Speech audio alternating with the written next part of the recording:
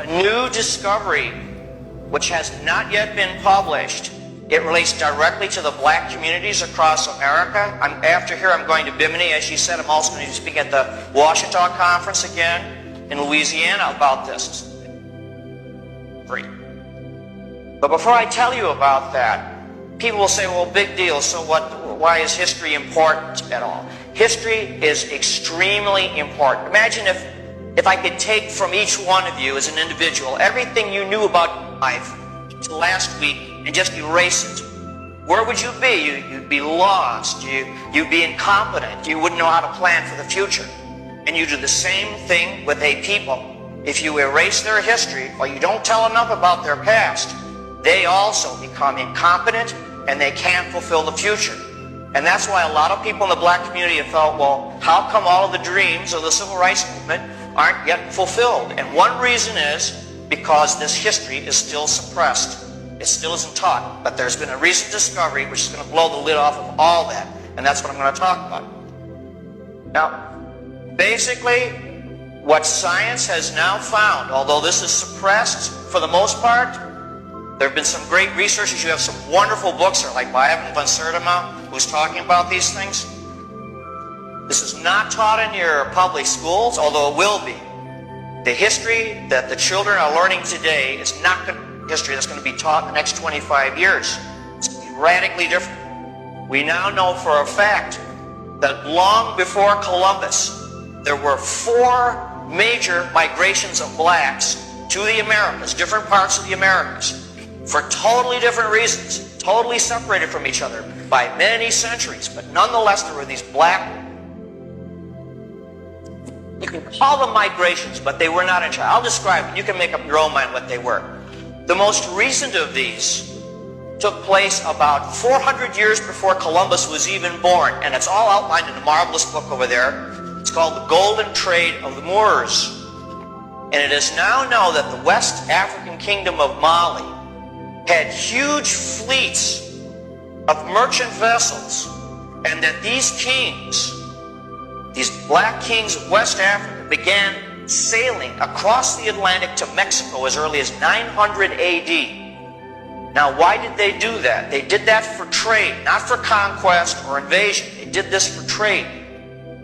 Mali was very wealthy in gold. They had lots of minerals. Some of the black kingdoms, they were called the Yoruba or the Benin. They were great workers in bronze.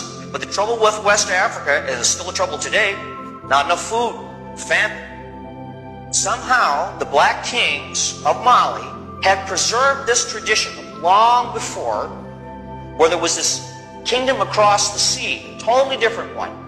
It was very hard to reach. You needed to have excellent ships and good sailors, and nobody in Europe was doing it at this time. But if you cross that sea, this other kingdom across the Atlantic was very rich in a certain kind of food, which the people over there called maize. We now call corn. And these West African kings launched at least 2 major fleet trading ventures that went across the Atlantic 900 AD to about 1600 AD. And they brought over their bronze work, and they taught the Mexican people, the ancient Mexican people, who were then known as the Mayas. The Mayas had built up a great kingdom of their own, but in 900 AD they were in decline. They were really on the outs. Nobody knows exactly why, but their society was in decline. They were losing all their technology. Then these black fleets came across from West Africa, from Mali, and they presented a lot of gold work, bronze work, and in return, they came back with shiploads of corn, maize. Now, we know for sure that this actually happened because very recently, you'll see in the next issue of our magazine, not this issue, the next issue is coming out in about 2 weeks.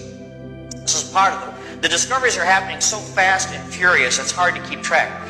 They now have found that a certain type of maize or corn, which is growing in West Africa, has been growing there for many centuries, is not native to West Africa. It is a type of corn which comes from Mexico. Could have only been brought over by these Mali seafarers over 1,000 years ago. So this is a first concrete proof that they beat Columbus by centuries and were not just on a voyage of exploration. They were going back and forth, bringing corn back.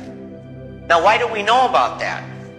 Well, this trade stopped abruptly 1600 AD. 1600 AD, the Spanish, the Portuguese run a real aggressive colonizing campaign, and they took over Africa, and they destroyed a lot of these kingdoms.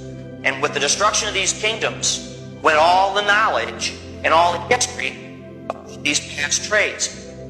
This is a tremendous lesson for us because, you know, we're so proud of our American civilization. We think it'll go on forever. But when a civilization falls, history tells us it takes almost all memory of it with it. Civilization is really very fragile. And that's why these lessons from the past are very, very important if we want to preserve